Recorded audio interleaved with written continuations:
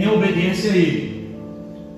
Eu vou dar alguns exemplos de situações, decisões, atitudes que tomei ao longo desses quase 25 anos de ministério, que contrariavam a minha vontade, mas que eu tinha absoluta certeza que era a vontade dele. Por exemplo, há 5 anos atrás eu estava numa área de conforto muito grande. Estava vivendo um momento absolutamente tranquilo, ministerialmente, financeiramente, morando num lugar de baixo índice de criminalidade, uma comunidade onde eu tinha muitos amigos, fazendo um trabalho até muito bom, mas houve um momento em que eu me senti, fui convidado para vir para cá, e eu me senti, orando ao Senhor, eu senti que era da vontade de Deus que eu transferisse toda a minha vida, irmãos, porque quando a gente muda de igreja, pastor quando muda de igreja, não é só a igreja, o ambiente eclesiástico, não, a vida dele toda muda, dele e da família. É um lugar novo para morar, é uma nova escola, é um novo ambiente, então muda radicalmente a vida da gente. E em alguns momentos é uma situação traumática, porque você está ali, eu por exemplo estava lá quase 9 anos, então ali você cria amizade, você cria relacionamentos, então você tem que se desprender de tudo isso, para ir habitar no outro lugar e começar naquele lugar uma nova história.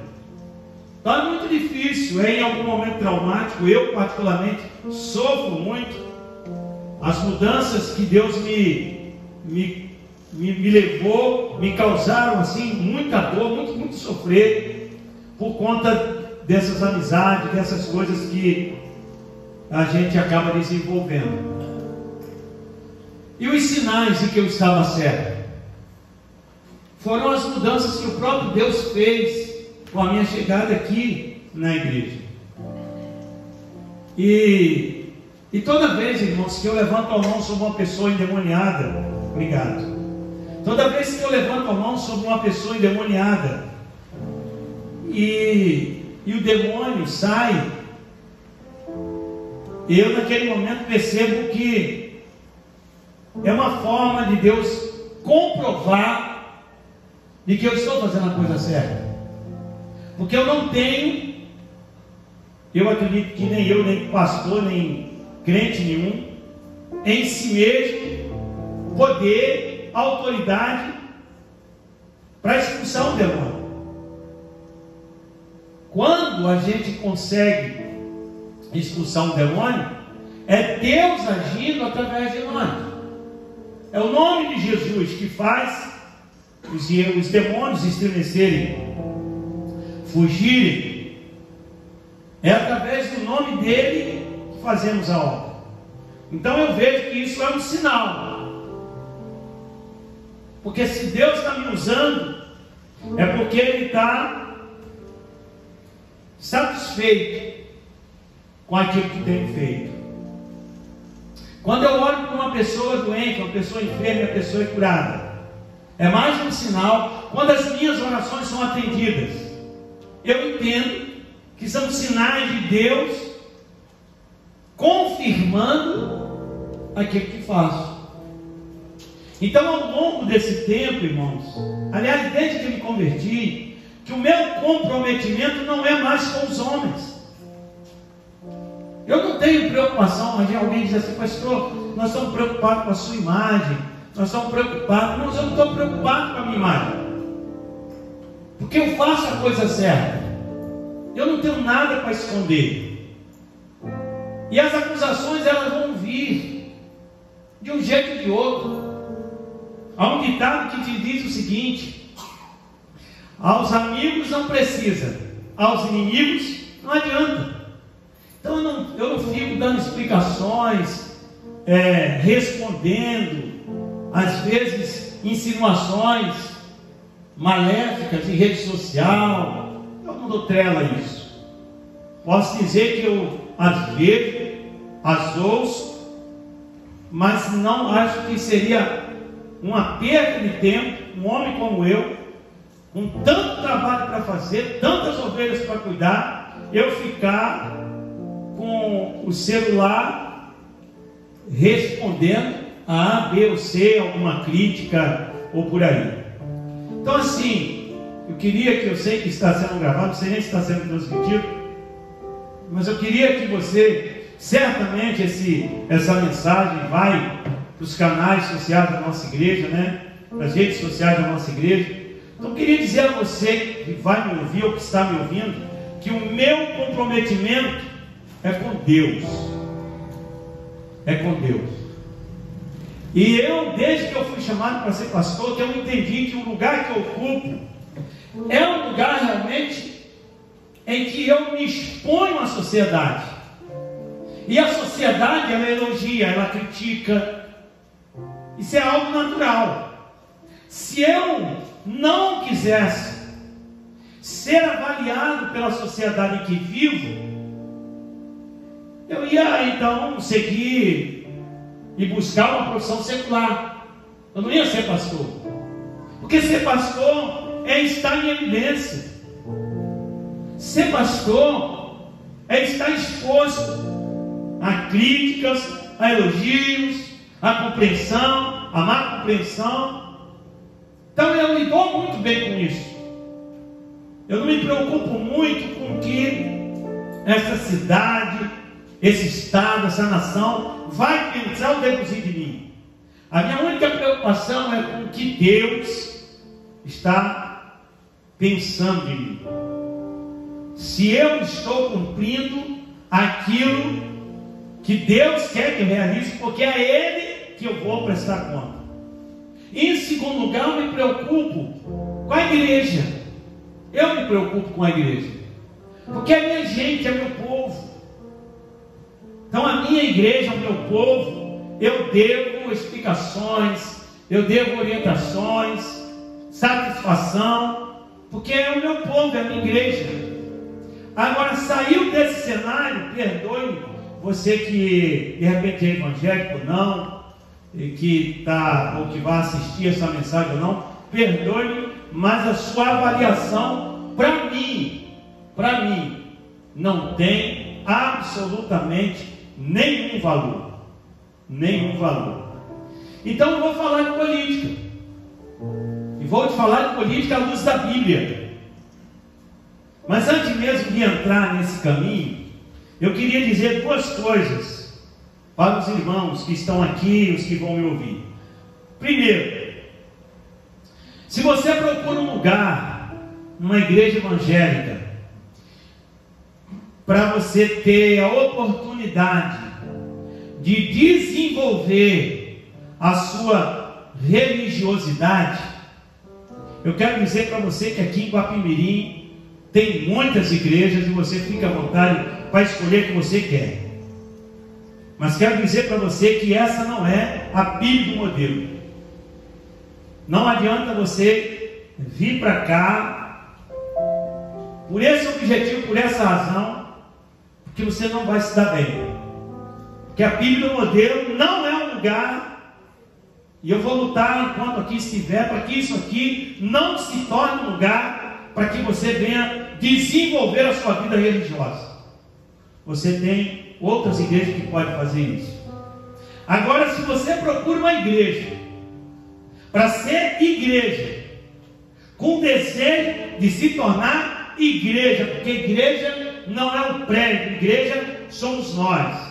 Se você espera encontrar uma comunidade que lhe ensine a ser igreja e que cobre a você a missão pela qual Deus deixou para a igreja, esse é o lugar. Pode vir para cá. E não importa quem você seja. Se você bebe, se você fuma, se você cheira, não importa quem é você, vem para cá. Porque aqui nós vamos ensinar a você a ser igreja. E mais que isso, vamos cobrar de você a missão que Cristo deixou para a igreja. Nós não vamos deixar você sossegado. essa cobrança será diária, cotidiana e sempre. Porque a PIB do modelo precisa ser uma igreja, e não somente uma igreja, ela precisa ser uma igreja que cumpra a missão de Jesus. Segunda coisa, nós estamos fazendo com alguns irmãos, e vai chegar também à igreja, o teste dos dons. Por quê? Porque para ser igreja e desenvolver a missão da igreja, você precisa de ferramentas. E dons espirituais são exatamente isso.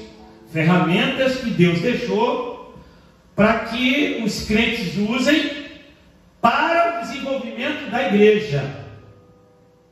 Muita igreja não usa dom exatamente porque dom é algo muito arriscado.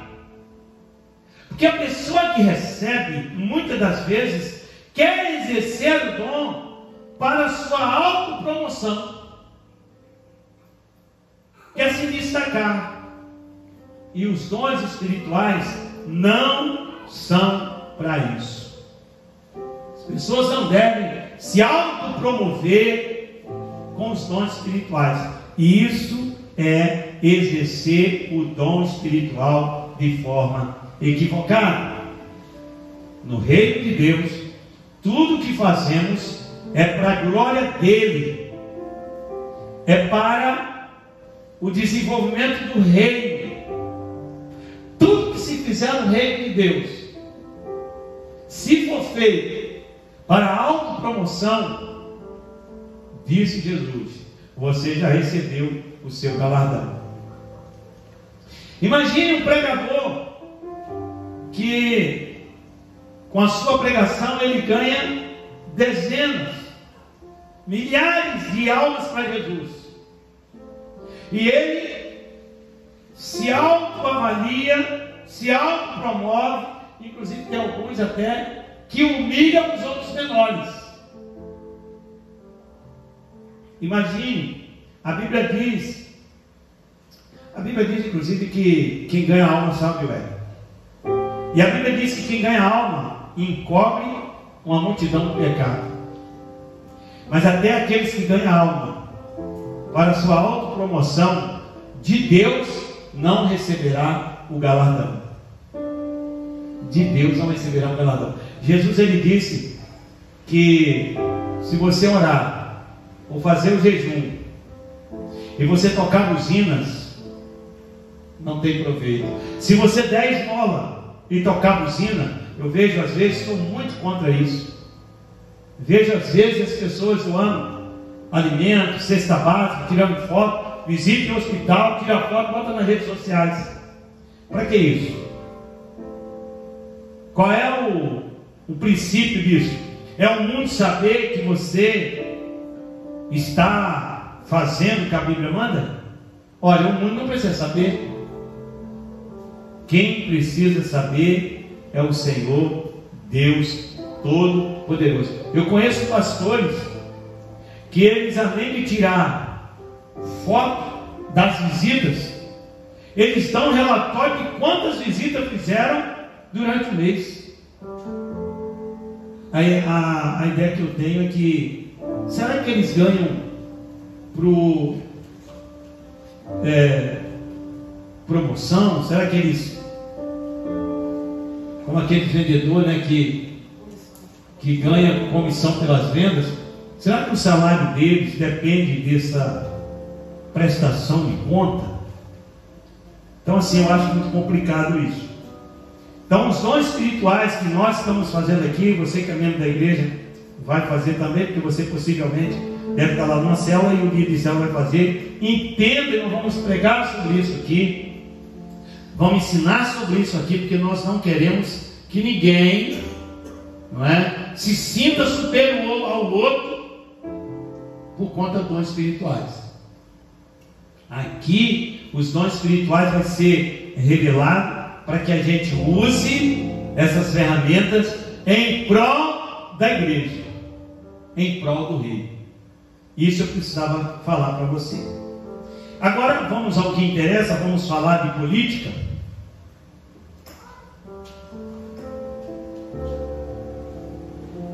E eu quero iniciar fazendo uma pergunta.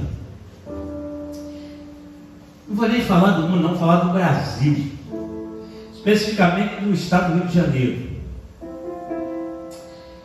Por que os candidatos que se elegem nunca cumprem o que promete? Já pararam para pensar nisso? Já pararam para pensar quantos candidatos se elegeram e estiveram no poder ao longo de 4 anos e não cumpriram aquilo que prometiam cumprir? E alguns até usam a desculpa de que a questão foi financeira.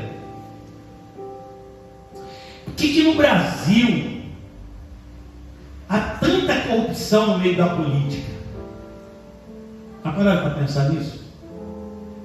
Por que está difícil da gente encontrar nesse cenário político alguém realmente honesto, realmente cumpre todo o seu dever, alguém que realmente exerça o seu cargo em função do povo? Eu não estou dizendo que não tem, não, gente. Eu estou dizendo por que é tão difícil encontrar políticos assim. Aonde está o erro? Será que a política é uma coisa tão diabólica, que até os que são de caráter honesto acabam por entrar e se corromper? Hoje é muito comum a gente ouvir uma pessoa íntegra, de bom caráter, que almeja porfiar pelo cargo público. Alguém não entra para a política não, rapaz. Você vai se contaminar, você vai se sujar. Faz isso não, rapaz. Você é uma pessoa boa. Eu, vez por outra, eu ouço isso. Vez por outra, eu ouço isso. Ouço também os honestos, os de caráter, chegarem a dizer: eu nunca me candidatarei a um cargo político. Mas por quê? Por causa da sujeira, por causa da corrupção. Ouço também alguém dizer que crente não deveria se meter nesse negócio. Sei que os irmãos já ouviram dizer, eu ouvi dizer.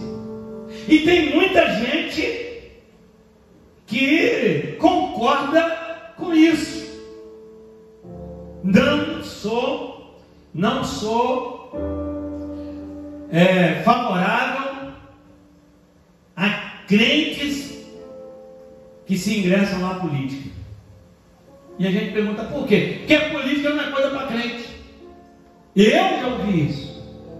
Pastores, eu tenho alguns colegas pastores batista que são inclusive candidatos. Pastor Heber Silva foi pastor da segunda igreja batista de Campos, é candidato a prefeito de Campos. Pastor Luiz Antônio, da primeira igreja batista de Piedetá, é candidato a vice-prefeito.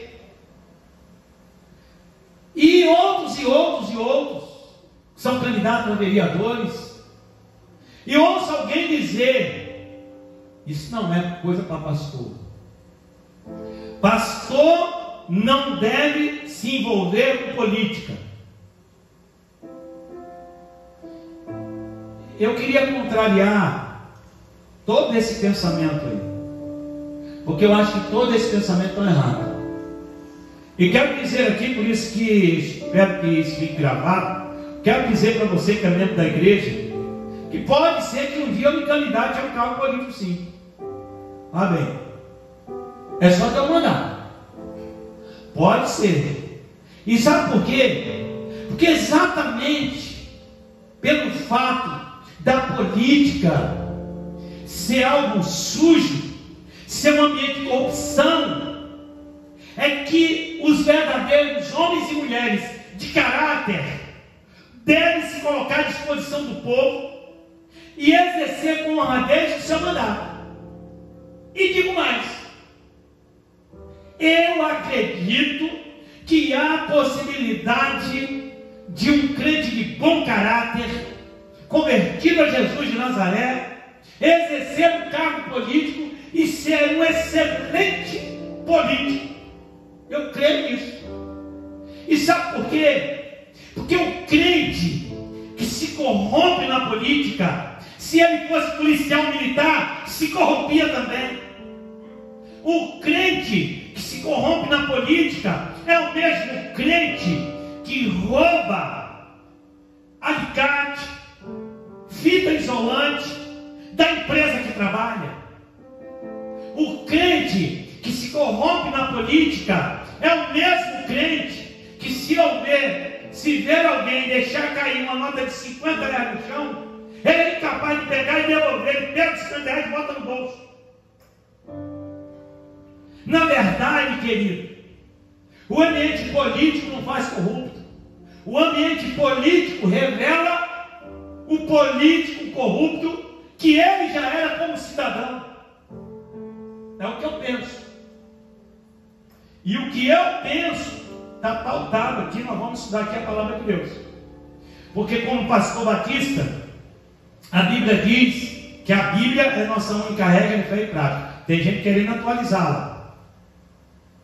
Tem gente querendo mexer nisso aqui. Mas eu acredito que não é o meu caso. E não é o caso de centenas de milhares de crentes que têm com a Bíblia uma inspiração divina. Então quero usar a Bíblia para comprovar o que eu vou dizer aqui. Então eu fico perguntando por que as pessoas dizem isso. Eu acho que o pastor Luiz Antônio fez certo. Aliás, ele deveria vir candidato a prefeito e não a vice. O pastor só acha que ele deveria largar o ministério para isso? Não, a não ser que a igreja lhe impusesse. Mas se a igreja aceita, parabéns para a igreja, parabéns para o pastor, e eu espero que a igreja trabalhe inclusive para elegê-lo. Porque o pastor Luiz Antônio, eu estou dando só o exemplo do Luiz Antônio, que eu não é pastor, todo mundo conhece. O pastor Luiz Antônio tem anos e anos como pastor da primeira igreja batista de Piabetá. Homem que não tem com que ser acusado. Então eu acho que se há um candidato, se eu não sou morador de Magé, por isso não vou votar nele. Mas se fosse morador de Magé, eu não teria dúvida de que eu votaria na chapa dele, porque eu o conheço e sei do seu caráter e da sua vida com Deus que ele tem, e o excelente trabalho que ele fez ao longo desses anos na frente da primeira igreja batista de Piabetá. Então eu acho que é certo. Aqui na nossa igreja, nós temos aí cerca de 5 a 6 candidatos a vereador. Um inclusive com já mandato. E temos uma candidata a prefeita. Ora, eu seria muito leviano deixar de votar nos candidatos da minha igreja para votar em candidato de fora. E eu espero que a igreja e a comunidade entendam isso. Até porque se um desses candidatos não tivesse condição de exercer tal cargo, eu seria o primeiro a dizer: olha, você não. Aliás, eu acho até que tem alguém aí. Eu acho até que tem alguns aí que de repente não estão preparados. Não estão preparados. Mas eu vou votar naquele candidato que eu entendo, que é membro da igreja, que eu conheço e sei do seu caráter. É esse que vai ter o meu voto. Agora, vou voltar à pergunta anterior.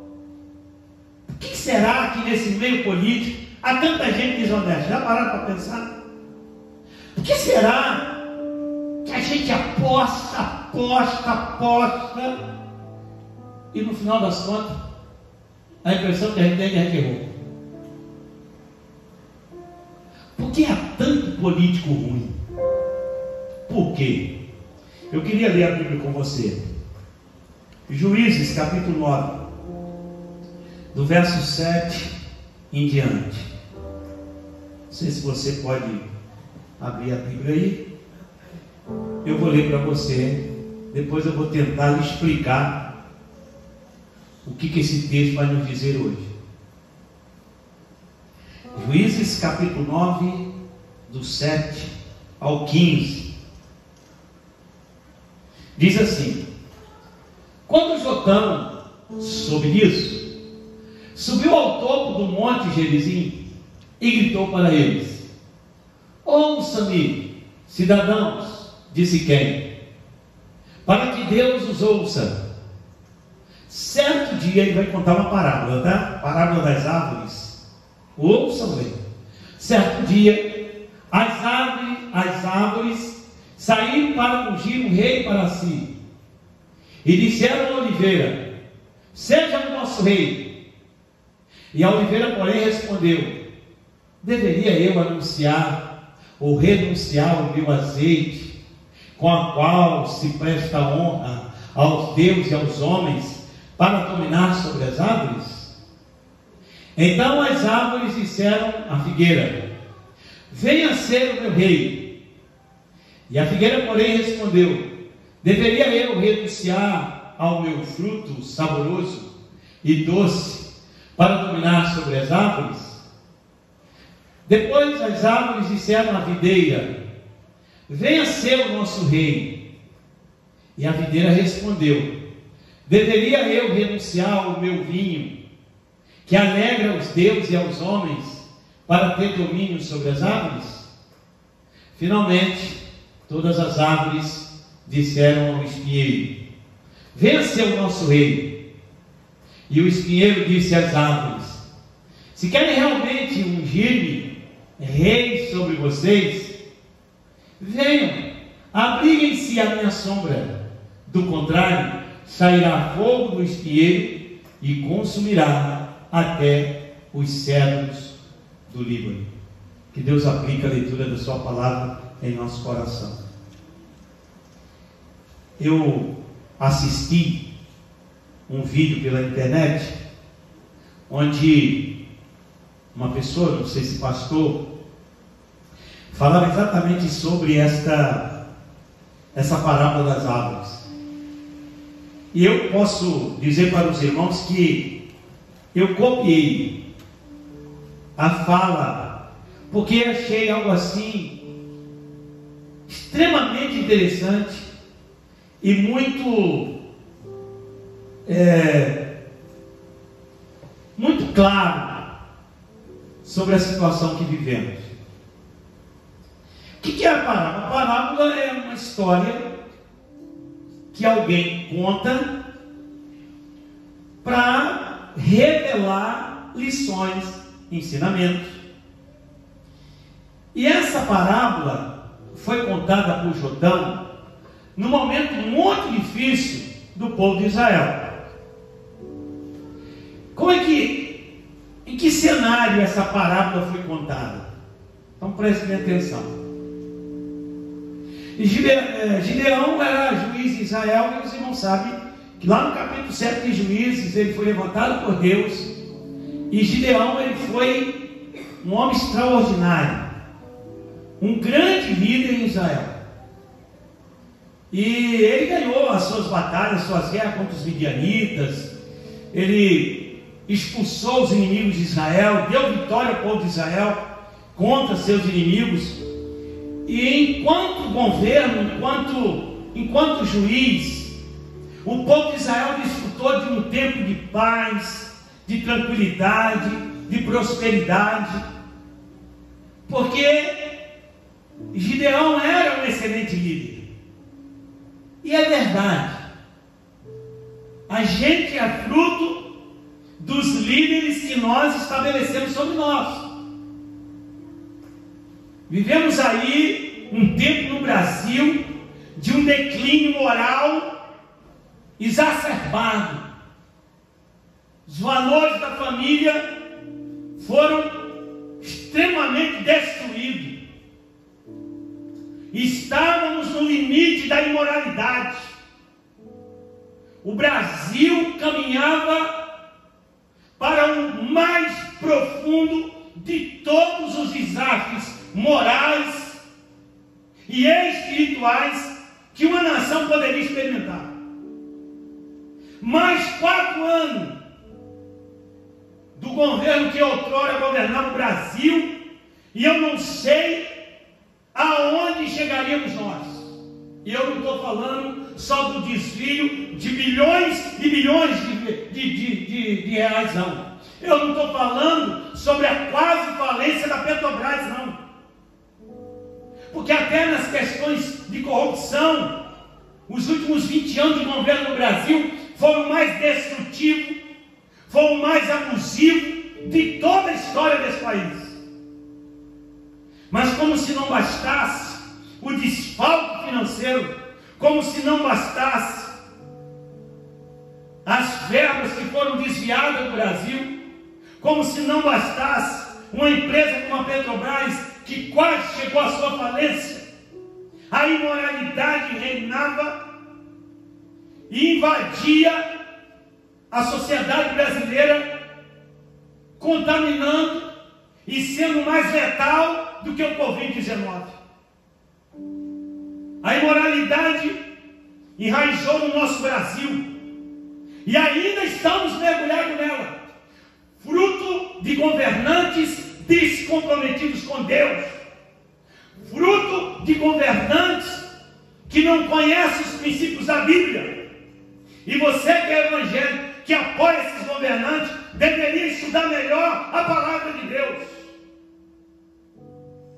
Porque é triste você ver membros de igrejas evangélicas apoiando pessoas que invadem os nossos lares e pregam a favor da imoralidade, que pregam a favor da corrupção, e eles ainda aplaudem. É uma vergonha.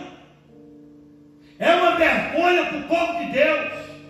Mas isso é fruto de uma igreja que não estuda a Bíblia, que não lê a Bíblia, que não se alinha aos princípios de Deus.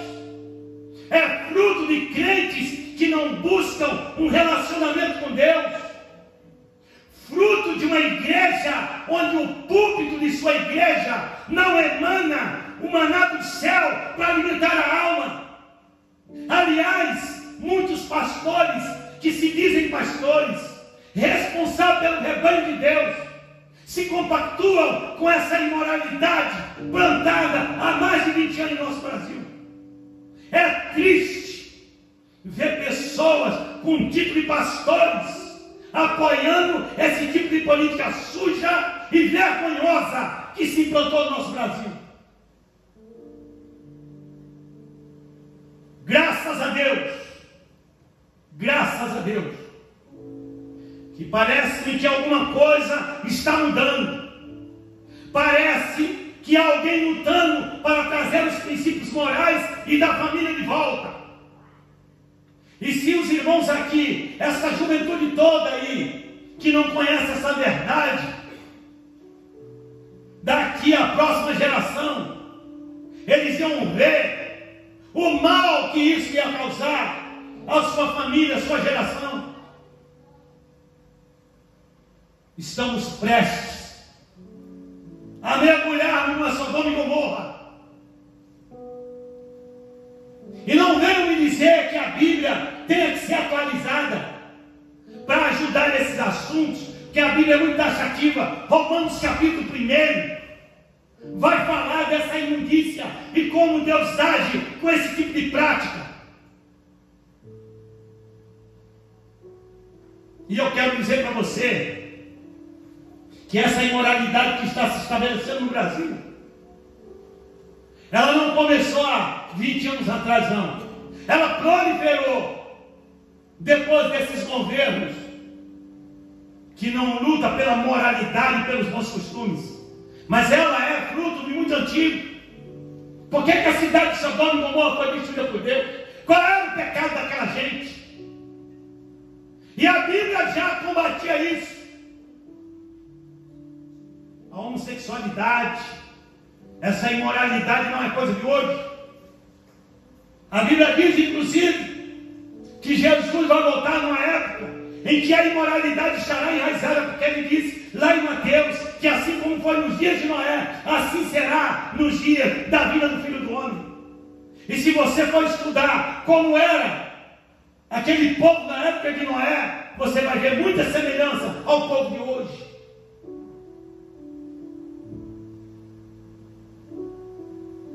Estamos vivendo esse caos. O povo de Israel estava bem, estava em paz, prosperidade. O povo de Israel gozava de um momento excelente, porque tinha como governo um homem comprometido com Deus. Oro todos os dias, irmãos, pelos governantes do nosso país. Oro para que eles se convertam a Deus, do presidente até o vereador. Porque eu sei que se a gente tiver à frente do nosso povo uma pessoa comprometida com Deus, então gozaremos de paz, de tranquilidade. Porque a Bíblia diz que quando o justo governa, o povo se alegra. E Israel está vivendo um momento muito excelente, prosperidade financeira, paz, harmonia, Deus abençoando o povo, porque Deus tinha à frente do povo um homem chamado Gideão. Mas Gideão morre. E é interessante que lá no capítulo 8, Gideão, antes de morrer, vai dizer: olha, nenhum dos meus filhos estão preparados. Quando eu morrer, eles não vão me substituir, porque eles não têm condição alguma de reinar sobre vós. Que Deus governe vocês. Ele morre. E quando ele morre, Abimeleque, seu filho, deseja possuir o trono do seu pai. Ele bota no seu coração que ele tinha que ser rei. Só que ele tinha muitos irmãos. E aqueles seus irmãos eram uma ameaça para ele. E o que Abimeleque fez? Matou seus irmãos todos. Olha bem, matou todos eles. O único que escapou foi Jotão, o filho mais novo, o caçula. E é Jotão que conta essa parábola, percebendo o mal que seria o seu irmão assumir o trono. Ele conta essa parábola que você acabou de ver. Que parábola? Ele diz, para chamar a atenção do povo, ele diz que as árvores decidiram escolher um rei. E olha bem o que o texto diz: certo dia as árvores saíram para ungir um rei para si, e disseram à oliveira: seja nosso rei. A oliveira, porém, respondeu: deveria eu renunciar ao meu azeite, o qual se presta para honrar os deuses e os homens, para dominar sobre vós? Quem é aqui as oliveiras? São os crentes que usam a desculpa de dizer: não, deixaria eu de honrar ao meu Deus, de fazer a vontade do meu Deus, para me tornar prefeito dessa cidade? Foi a resposta da oliveira. As árvores estão à procura de um rei bom, por isso foram à oliveira. Diante da existência da oliveira, as árvores foram à figueira e disseram: venha ser o nosso rei. A figueira, porém, respondeu: deveria eu renunciar ao meu fruto saboroso e doce para dominar sobre as árvores? deixaria eu de fazer o que é certo, o que é bom, para me tornar vereador, para me tornar prefeito? Não, eu tenho que agradar a Deus. As árvores, não desistindo, foram até a videira e disseram à videira: venha ser rei sobre nós. A videira, porém, respondeu: deveria eu renunciar ao vinho que alegra os deuses, olha aqui, e aos homens, para ter domínio sobre vós? Aí já não tem mais quem procurar. O irmão não quis, o diácono não quis, o pastor não quis. Restou ele, restou as árvores, e a quem? Ao espinheiro. Ao espinheiro. E aí, olha bem, finalmente todas as árvores disseram ao espinheiro: venha ser rei sobre nós. O espinheiro disse às árvores: se querem realmente ungir-me rei sobre vós, venha abrigar-me na minha sombra, porque do contrário sairá fogo do espinheiro e consumirá até os cedros do Líbano. Os bons não quiseram, sobrou para quem? Os perversos. Sabe qual é o problema do nosso Brasil? É que a política está na mão dos perversos. E quando é colocado na mão de alguém íntegro, muitos que deveriam ajudar e orar se levantam contra. Sabe qual é o problema da nossa cidade, querido? O problema da nossa cidade é que o povo tem o governo que merece. O problema da nossa cidade é que a maioria dos eleitores volta em troca de 50 ou 100 reais na boca de urna. E depois que é um hospital bom, uma escola boa, saneamento básico, só tem um jeito de quebrar isso, querido: fazendo o que é certo.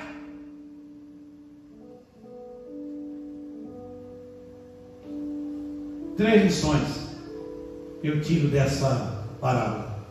Estou terminando. Três lições eu tiro dessa palavra. Coloca a primeira aí. Eu queria que você lesse comigo. Qual é a primeira? A omissão do bom permite que os maus subam ao poder. Isso é uma verdade.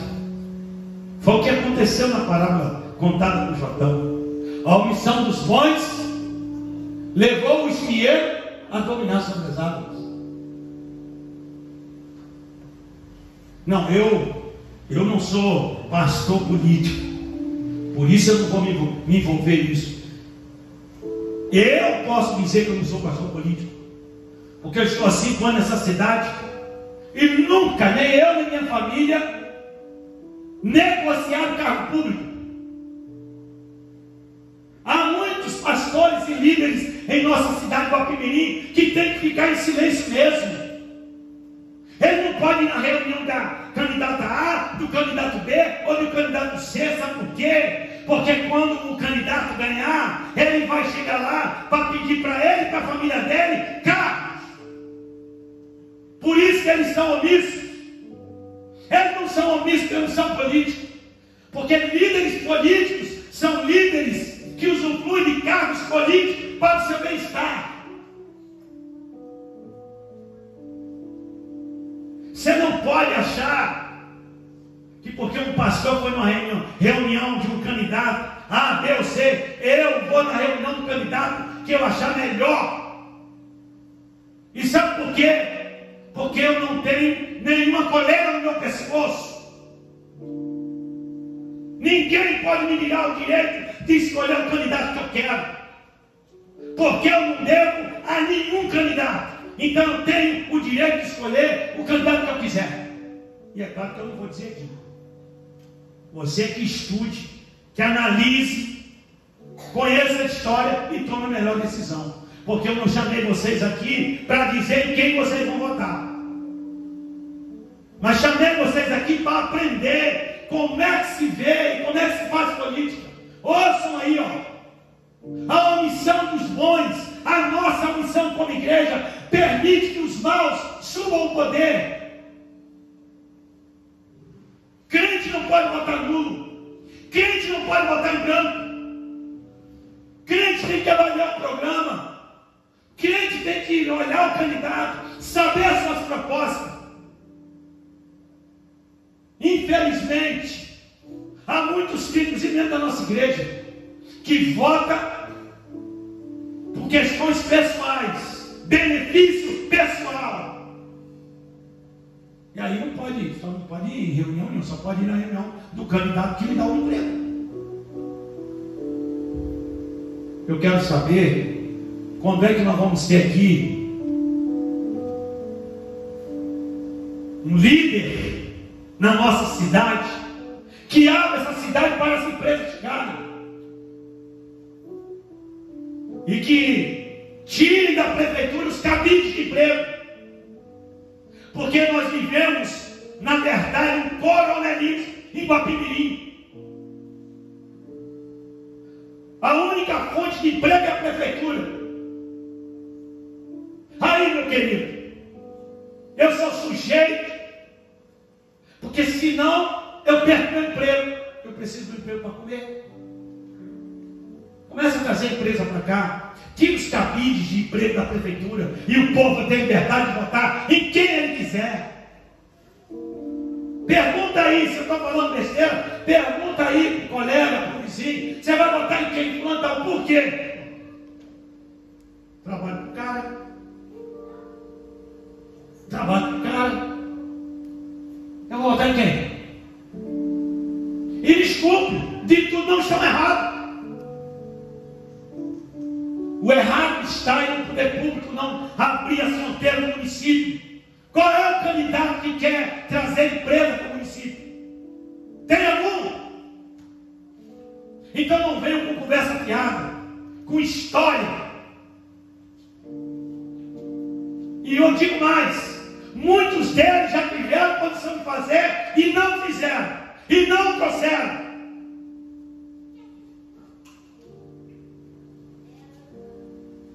Quando os bons se omitem,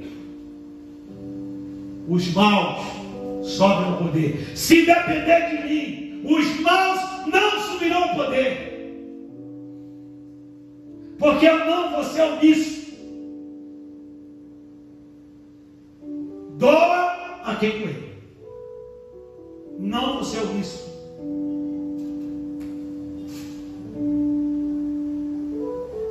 Segunda lição, pode botar aí. Olha bem, leia lá comigo. Quando não há opção de escolha entre quem quer governar, o povo acaba escolhendo a pior opção. Gente, eu já me vi nessa situação. Votar no menos ruim. E sabe por quê? Porque os bons não se colocaram à disposição do povo.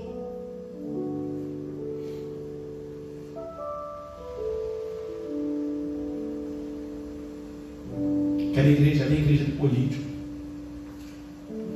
Anota o que eu estou dizendo. Se for para mudar a história dessa cidade, eu saio do ministério e me candidato.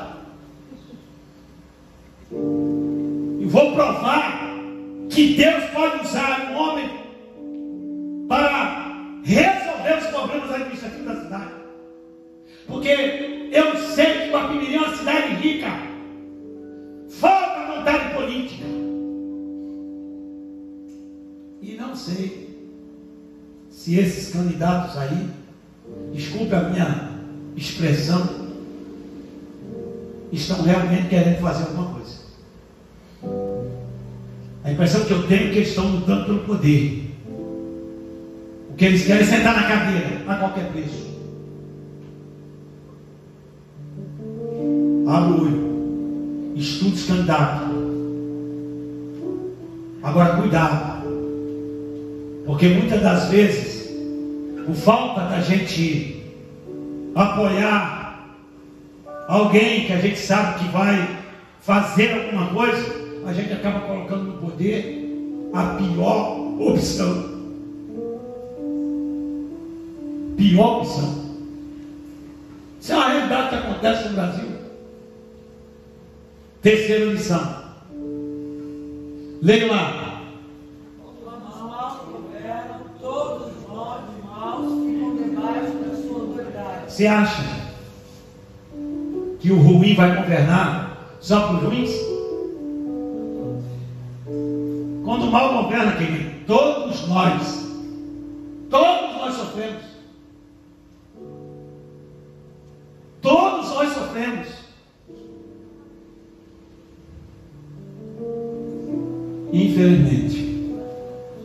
Infelizmente, a gente, por não orar, por não estudar, por não analisar, tem gente que vota em candidato pela quantidade de carro que ele coloca na carreata. Fulano vai ganhar. Você viu a quantidade de bandeira? Ei, bandeira não vota. Quem vota é o povo. Tem gente que é assim.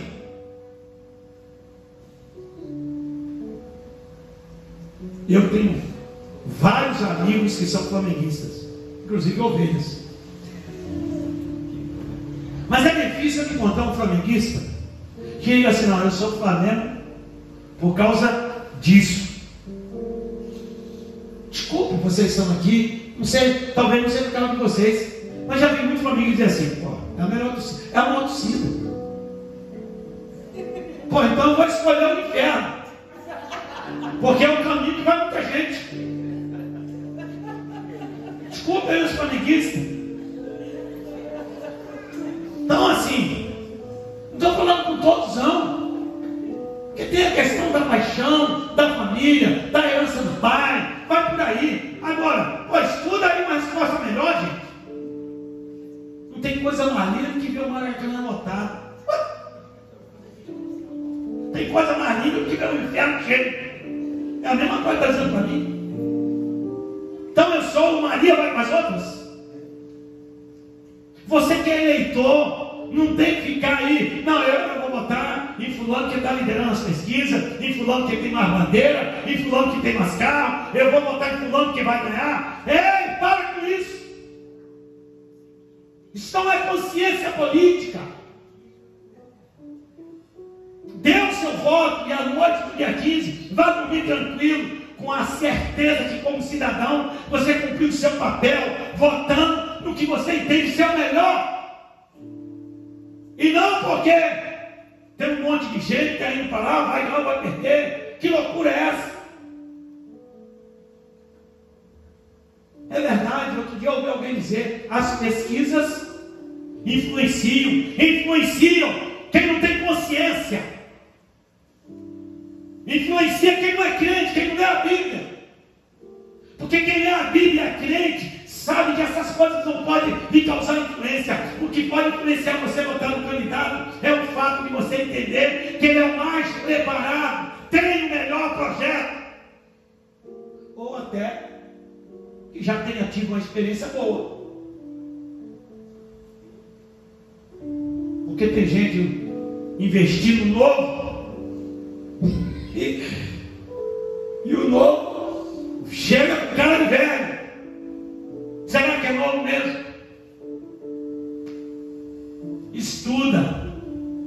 Tem um ditado na Bíblia, versículo na Bíblia de Corinto, que diz o seguinte: as más companhias corrompem os bons costumes. Quem é que está apoiando o seu candidato? Quem é que está em volta? Vê se o candidato é bom, mas tem uma tralha do lado dele. E a gente já sabe que muitas das vezes a pessoa quer fazer o que é certo, mas não consegue, porque aqueles que o apoiaram, que não vale nada, acabam prejudicando o seu mandato.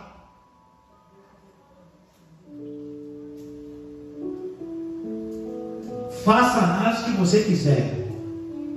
Estou citando candidato nenhum. nem muito menos pedindo para você votar em ninguém. Estou lhe mostrando os princípios bíblicos. Princípios bíblicos de como votar. Está aí, ó.